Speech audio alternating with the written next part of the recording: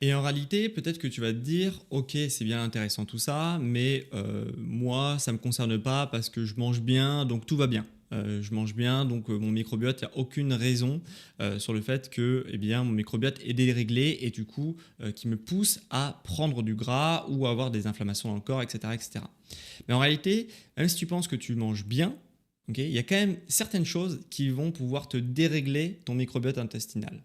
Et j'ai noté 3 grosses catégories d'aliments qui, si tu en manges trop ou au contraire si ça manque dans ton alimentation, vont te dérégler in fine ton microbiote intestinal.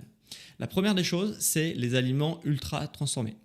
Heu, Dans les aliments ultra transformés, tu peux être, en contact en fait avec des substances que dans l'échelle de l'évolution, OK, humaine, eh bien, on n'a jamais été en contact, plus d'1 millénaire ou même plus de 10 millénaires. Ce qui fait que nos gènes n'ont pas forcément eu le temps d'évoluer et les bactéries non plus. Les gènes des bactéries non plus. Ce qui fait que certains aliments ultra transformés vont venir attaquer notamment les bonnes bactéries et au contraire nourrir les mauvaises bactéries, puisque les mauvaises bactéries prolifèrent également comme les bonnes. Donc plus tu vas attaquer, on va dire, les bonnes, plus eh bien, c'est les mauvaises qui vont reprendre le contrôle par la multiplication des bactéries.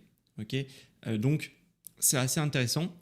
Et les aliments ultra transformés, plus un aliment est transformé et plus on va dire c'est un ingrédient entre guillemets qui est récent dans notre rapport à la nourriture, plus généralement ça va avoir des conséquences sur ton microbiote et notamment la prolifération des mauvaises bactéries. Okay, et résultat, inflammation du corps, notamment de l'intestin, ta faim qui va augmenter et aussi un stockage du coup qui va être facilité.